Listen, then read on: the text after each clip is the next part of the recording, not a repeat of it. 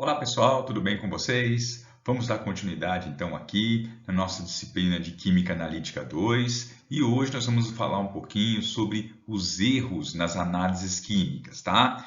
Só lembrando que na aula passada nós vimos a sequência, as etapas para se realizar uma análise química e hoje aqui nós vamos chamar atenção para os erros nas análises químicas. Então, vamos lá à nossa aula de erros nas análises químicas.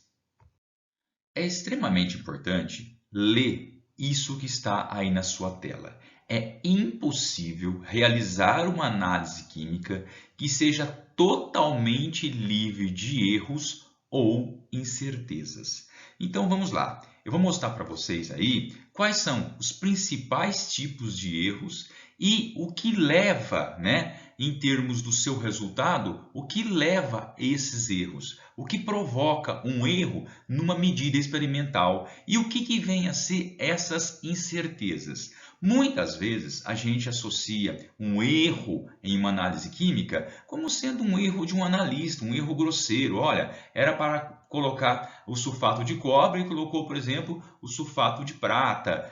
Enfim, um erro grosseiro. Não, não é só isso, tá? Existem erros e nós vamos classificar esses erros. E muitas vezes esses erros ou incertezas, vocês vão perceber que os resultados que vocês vão realizar vão ficar próximos um do outro e normalmente eles não vão coincidir. Então, por exemplo, se você tirar, por exemplo, 3 medidas ali, de massa de um objeto, muito dificilmente você vai encontrar as 3 massas, os 3 valores de massas exatamente iguais, mesmo que os pedaços sejam o mesmo material, mesmo que seja o mesmo procedimento. Então, há sim uma certa discrepância. Pode ser pequena essa discrepância, pode ser grande essa discrepância, mas há erros, há incertezas nessas medidas que provocam então um pouco o distanciamento de uma medida na outra, Essa distribuição de medidas. E é o que a gente vai ver aqui e vai discutir cada um dos tipos de erros que nós podemos obter em uma análise química. Bem, esse exemplo que eu trago para vocês agora vai ilustrar isso que eu acabei de dizer para vocês. Vamos lá. Vamos supor que eu tenha uma solução padrão, ou seja, muito conhecida a sua concentração e ela é da ordem de 20,0 ppm de ferro 3. Então, é uma solução padrão contendo 20,0 ppm, parte por milhão de ferro 3. Esse valor é o meu valor de referência, é um valor padrão. No entanto, quando eu vou medir a concentração dessas amostras, eu vou dividir essa amostra em 6 partes e vou realizar 6 medidas de concentração e vamos ver se vai dar os 20 ppm. Então, repare que na primeira amostra eu esperava obter 20,0. Obtive na primeira medida 19,4. Então, está aqui a primeira medida. A segunda medida, 19,5. A terceira, 19,6.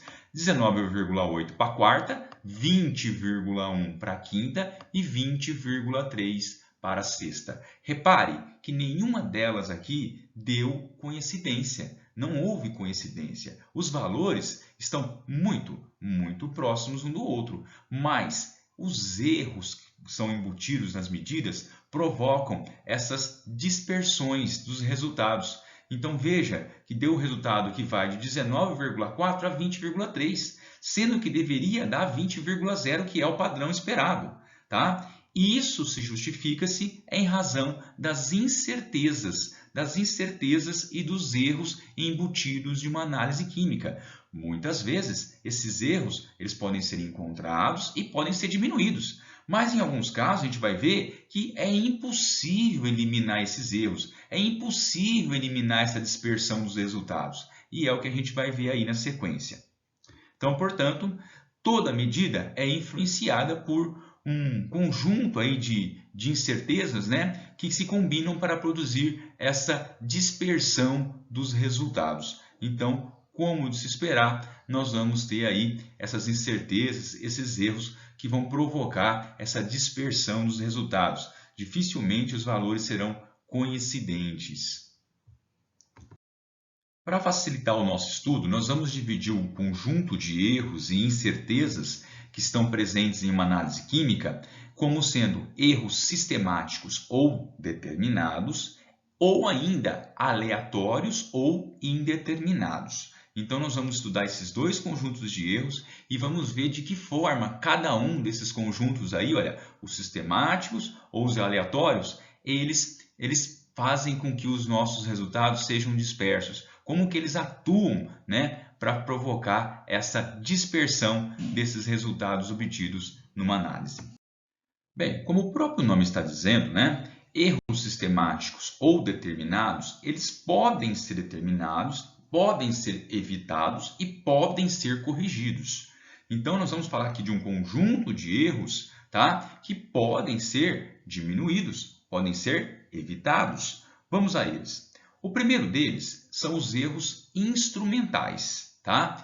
Quando você usa, por exemplo, um material mal calibrado, um material, por exemplo, que está inadequado, já cansei de ver gente, por exemplo, na bancada, usar pipetas que estão lascadas na pontinha. Então, professor, não tem problema? Tem problema sim, tá? Isso vai gerar um certo erro na sua medida, tá? Um material mal calibrado. Então, quando nós deixamos, por exemplo, os materiais volumétricos, principalmente os materiais volumétricos, né, em uma estufa superaquecida, uma temperatura maior, né, de que 25 graus, o que acontece é que você tem uma descalibração do seu material. E isso é praticamente uma corriqueira, né, uma situação corriqueira no laboratório, né? Então, nós temos o tempo todo ali uma descalibração dos instrumentos. Então, esses erros instrumentais aí provocam, sim, dispersões dos resultados. Seu material mal calibrado vai dar um resultado diferente daquilo que é esperado. Então, dá para corrigir isso? Dá. Se você calibrar o seu instrumento antes da medida, tá? Você consegue evitar esses erros instrumentais. Então, é um tipo de erro que dá para você perceber e dá para você corrigir. Erros de método surgem do comportamento químico ou físico não ideal do sistema analítico. Então, por exemplo, um sistema, por exemplo, que você vai colocar um indicador e esse indicador, por exemplo, não muda de cor, no momento deveria mudar de cor, né? O sistema não está adequado para a mudança de cor do indicador. Então, é um comportamento mesmo que depende muito do método que você vai estar usando. Também dá para evitar esse tipo de coisa, né?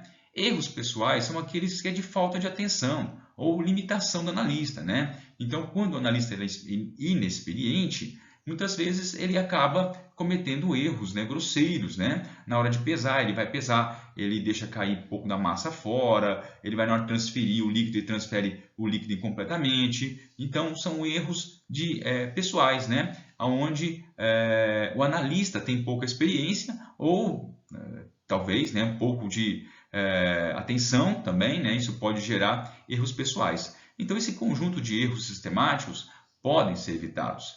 Você consegue determiná-los e evitá-los e corrigi-los. Então, isso faz com que um pouco desses erros possam ser eliminados.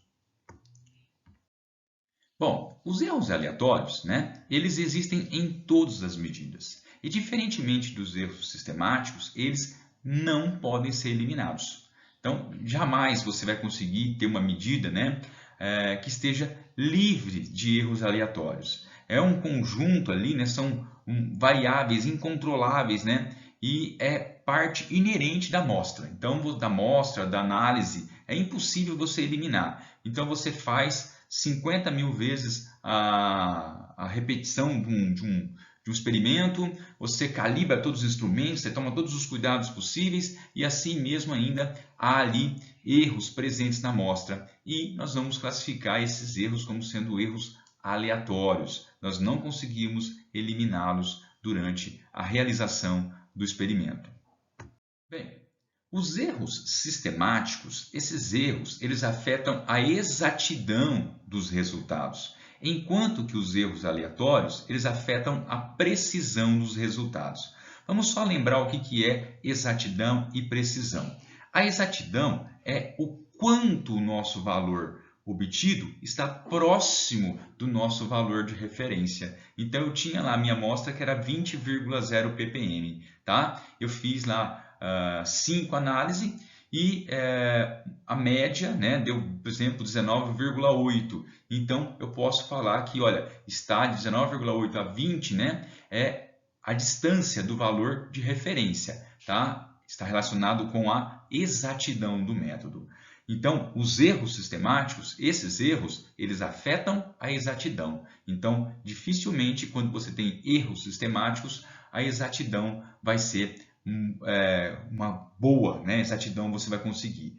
Os erros aleatórios, esses, por exemplo, afetam a precisão dos resultados, que é esse espalhamento dos resultados. Então, você obtém 19,6, 19,8, 20,1, 20,6. Então, o que está por trás dessa dispersão dos resultados são esses erros aleatórios. Então, esses tipos de erros, eles têm raízes, tá? Um deles afetam a exatidão, que é o sistemático, enquanto que os erros aleatórios, a precisão, a distribuição dos resultados que vocês obtiveram na análise.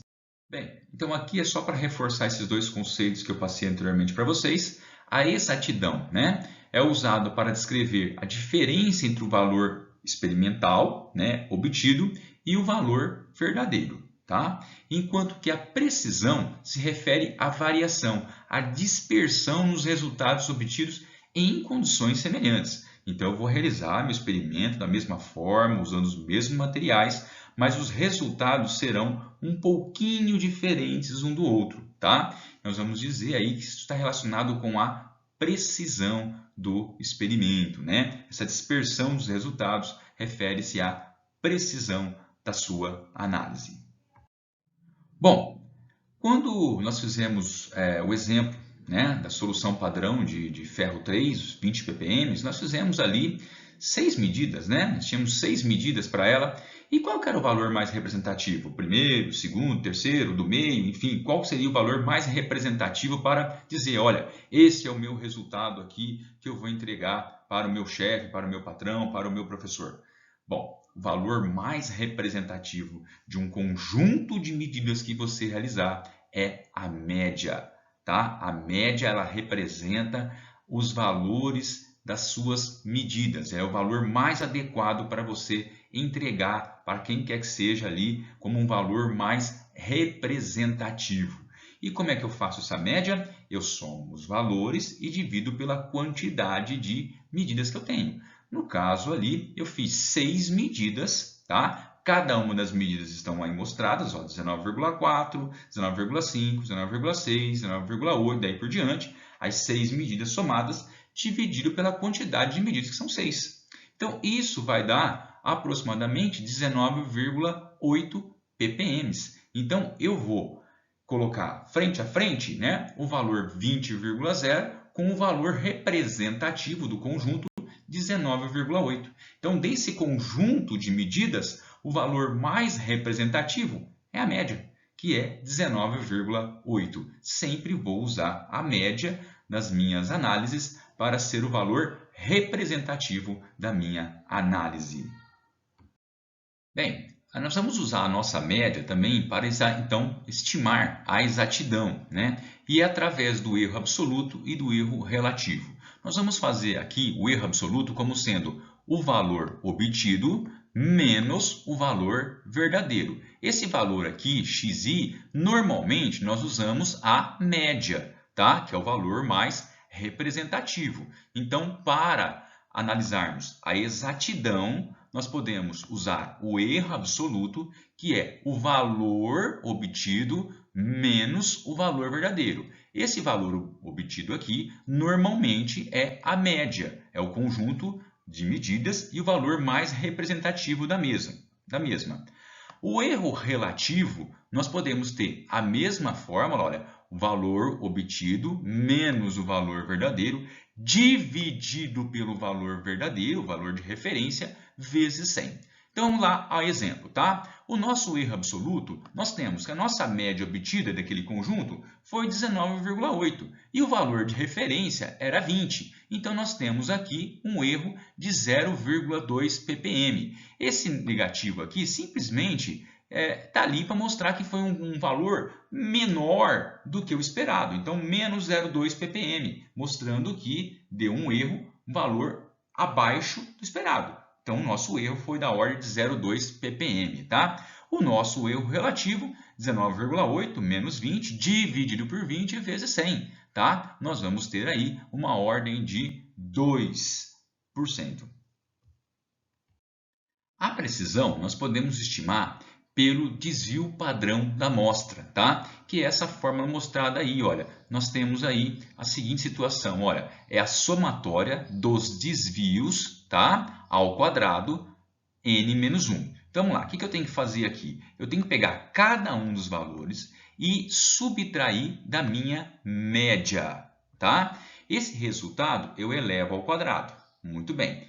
Mais o segundo valor menos a média elevado ao quadrado, o resultado. E daí por diante. Então, é a somatória dos desvios ao quadrado, n menos 1. O n é 6, são 6 medidas, né? Menos 1. Então, esse desvio padrão aqui, olha, quanto mais baixo for o meu resultado, significa que os meus resultados estão mais próximos de si. Tá? Então, quanto maior o desvio padrão, significa que os resultados estão mais dispersos. Então, essa forma de desvio padrão, tá? Ela me dá aí a dispersão. Se os meus resultados estão muito distantes um do outro, ou se os meus resultados estão muito próximos um do outro. Tá? Essa dispersão, a precisão dos resultados, é dado então pela fórmula do desvio padrão da amostra.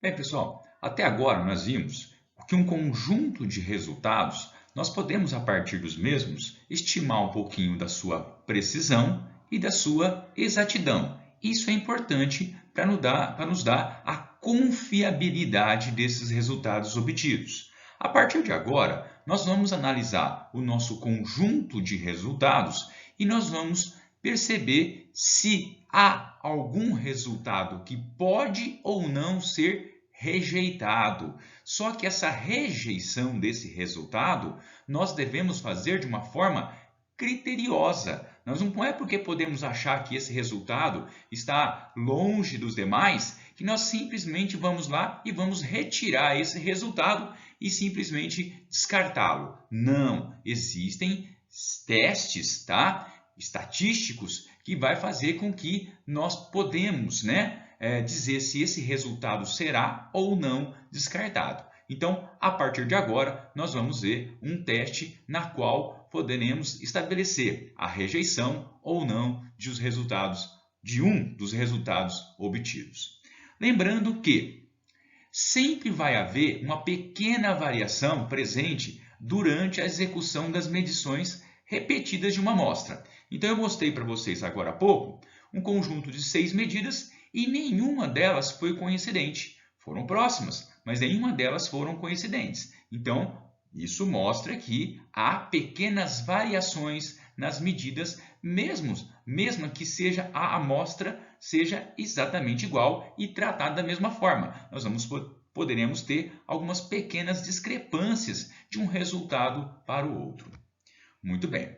No entanto, pode existir um resultado que seja muito, mas muito diferente dos demais. Então, vamos supor que naqueles 6 resultados da medida do ferro 320 ppm, um deles tenha dado muito, mas muito diferente dos outros 5. Nós podemos dizer que esse resultado, até então, é um resultado anômalo, tá? Ele é um resultado muito diferente dos demais. E para esse resultado anômalo, nós poderemos verificar, através de testes estatísticos, se iremos ou não rejeitá-lo. Então, pode sim haver, em um conjunto de medidas, um resultado que seja muito, muito diferente dos demais. Nós vamos chamar esse resultado de resultado anômalo. A pergunta é: rejeita ou não esse resultado? Bom, como já disse, essa rejeição ela deve ser decidida não por vontade própria, não por vontade do analista, e sim por critérios estatísticos. E nós vamos ver agora na sequência um desses critérios, tá? Que diz se esse resultado anômalo pode ou não ser rejeitado. Não é com base no achismo, é com base nos critérios estatísticos.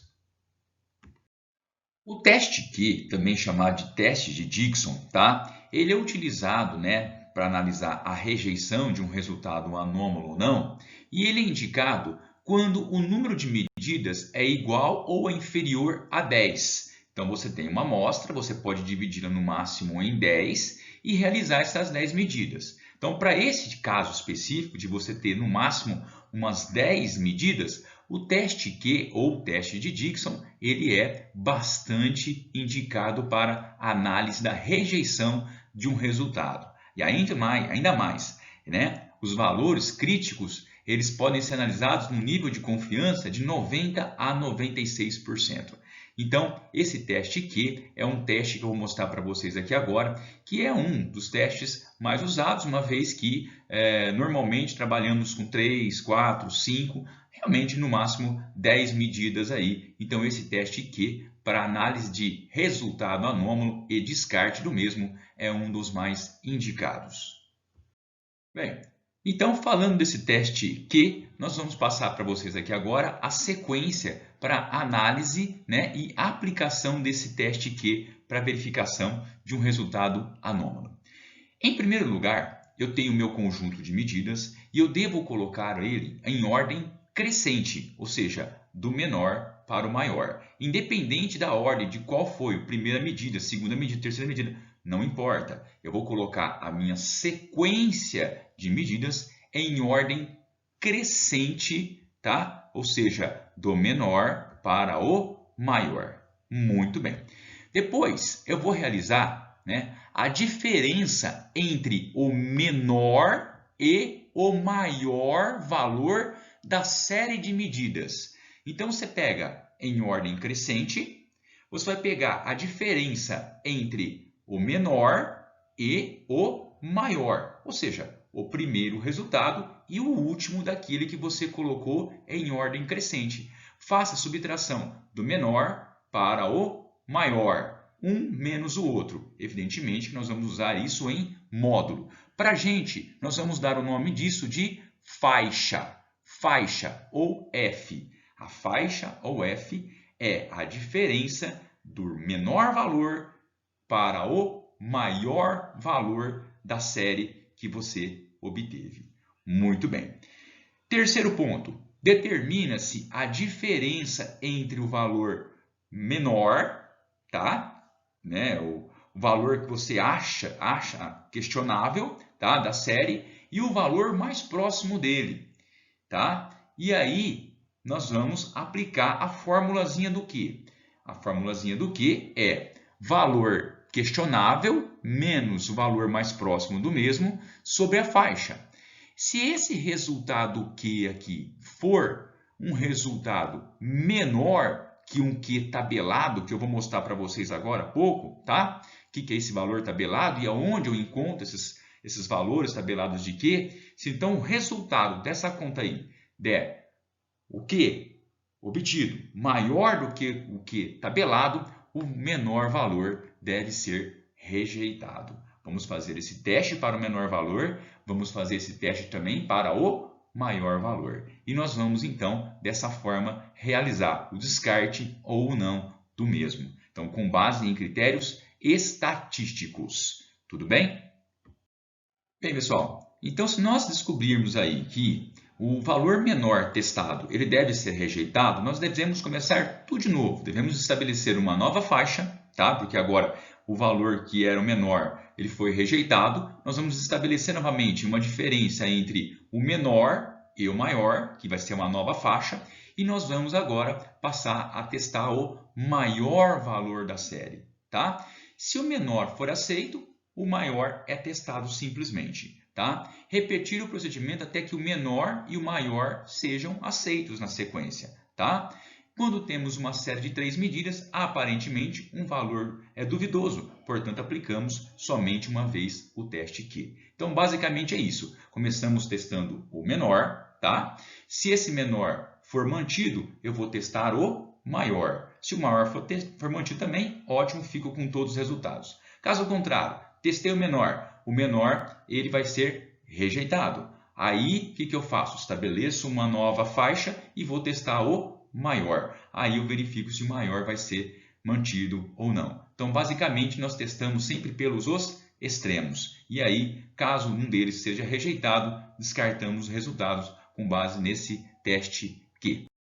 Como eu disse anteriormente, nós temos um cálculo de Q para ser feito e analisar se esse resultado será descartado ou não. Nós vamos calcular o Q e vamos comparar esse Q com o Q crítico, tá? Que é um valor tabelado. Como que eu analiso isso? Essas tabelas existem, tá? Essas tabelas existem em partes estatísticas dos livros de Química Analítica e simplesmente eu analiso da seguinte forma, olha, quando eu tenho aqui o meu número de observações, 3, 4, 5, 6, 7, 8, 9, até 10 observações.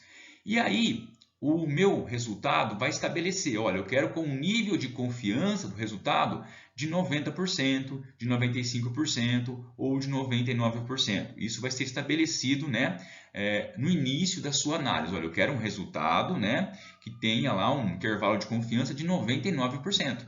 Tá? 99% você confiar naqueles resultados que você obteve. Então, a partir daí, se eu tiver, por exemplo, um conjunto com 6 medidas, é aqui que eu vou analisar. Olha, eu vou olhar aqui, olha, 6 medidas e esses serão os meus Qs críticos que eu vou comparar com os Qs que eu vou calcular. Se o meu Q que eu calculei, né, usando o meu conjunto de medida, for maior do que esses aí tabelados, tá? Eu vou descartar, rejeitar o meu resultado. Vamos supor, tá? Eu tenho lá 6 resultados e eu quero com intervalo de confiança de 95%. Então tá aqui, olha, 6 medidas, 95%, o Q crítico é 0,625. Caso eu calcule o meu Q para um resultado e esse Q der 0,650, 0,720, ou seja, um valor maior do que 0,625, significa que aquele valor que eu estou testando, ele deverá ser descartado. Então, é com base nessa tabelinha e com base, então, nessa análise do Q calculado, seja maior do que o Q crítico, né, tabelado, você vai dizer se vai ser descartado ou não o seu resultado.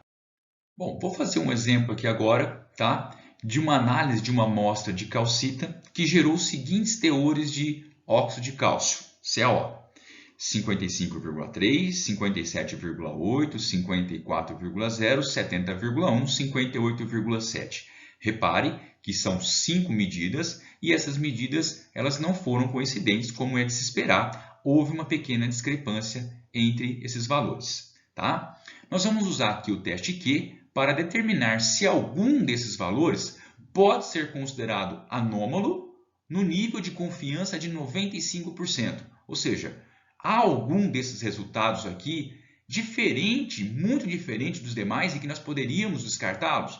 É isso que nós vamos fazer aqui nessa análise com confiança de 95% usando o teste Q.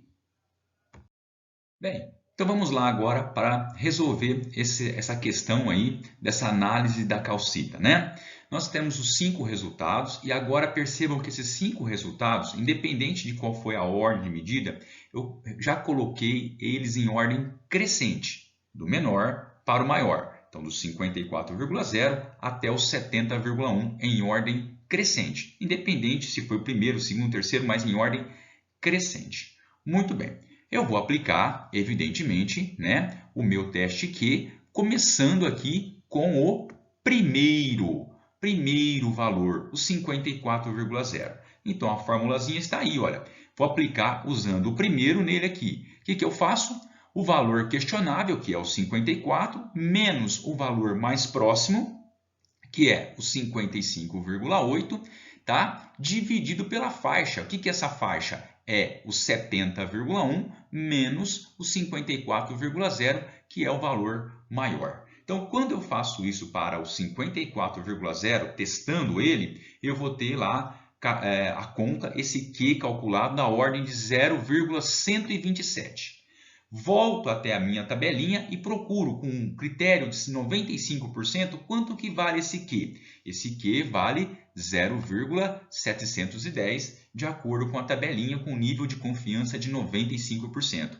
Ora, o meu Q calculado ele é menor do que o Q de critério 95 tabelado. Então, esse valor 54,0 ele não é um valor anômalo, ele não pode ser descartado, ele deve ser mantido. Então, uma vez mantido, agora eu vou testar o maior. Vou fazer a mesma coisa testando o maior.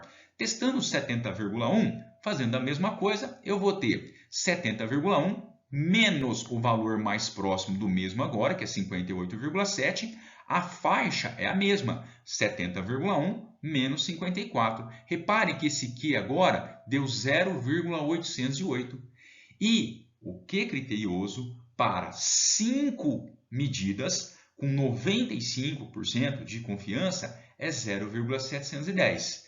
Então, agora esse Q meu aí, ele é maior do que o Q criterioso. Com certeza, esse 70,1 aí é um valor anômalo, é um valor muito, mas muito discrepante dos demais.